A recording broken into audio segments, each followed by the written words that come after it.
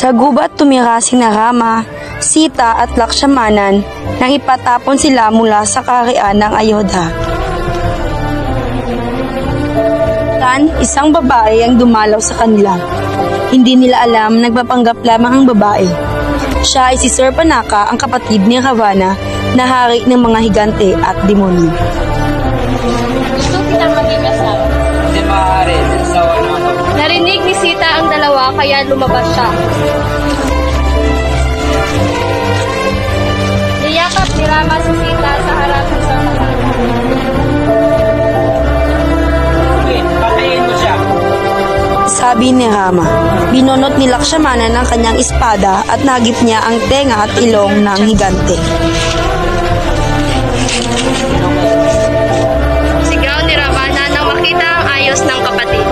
Nagsinungaling si Surpanaka kay Ravana para maganti kay Rama. Si Maritsa. Magaling si Maritsa na mabago ang sarili sa kahit anong anyo o hugis. Nang malaman ni Maritsa na sina Rama at Lakshmanan ang makakalaban, tumanggi itong tumulong. Isang umaga, habang namimitas ng bulaklak, nakakita si Sita ng isang gintong usa.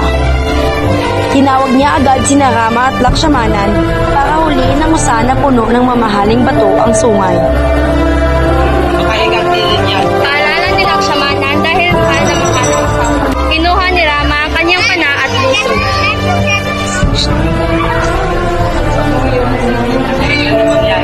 Bili ni Rama sa kapatid. Parang naririnig ng usa ang sinasabi ni Rama. Agad itong tumakbo kaya napasigaw si Sita. Sigaw, sigaw. Sige, habulin mo ang gintong usa. Matagal na naghintay ang dalawa pero hindi pa rin dumating si Rama. Go.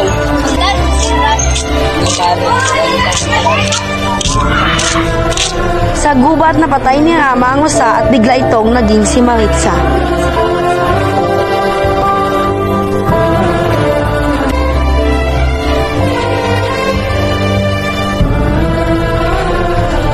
Nagpanggap naman si Ravana na isang matandang paring Brahmin.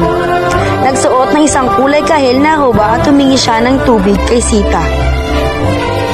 Hinablot ni Ravana ang mahabang buhok ni Sita at isinakay sa karwaheng hila ng mga kabayong may malapad na pakpak.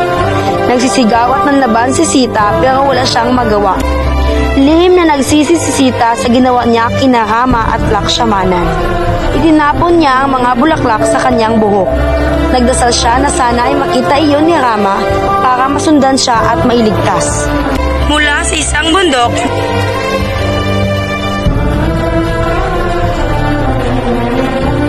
sigaw ni Sita. Hinabol ng ibon ang karwahe ni Ravana. Pinagtataga ni Ravana ang agila at duguan itong bumagsak sa lupa. Sa labanang naganap, maraming kawal na unggoy ang napatay pero mas maraming higante ang bumagsak ang nakugot ang ulo. Matagal na naglaban sina Rama at Ravana hanggang sa mapatay ni Rama ang hari ng mga higante. Umiiyak na tumakbo si Sita sa asawa, nagyakap sila ng mahigpit at muling nagsama ng maligaya.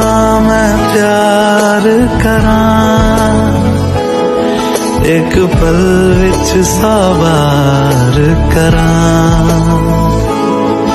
तू जावे जे मैनू छड़ के मौत दा इंतजार करां।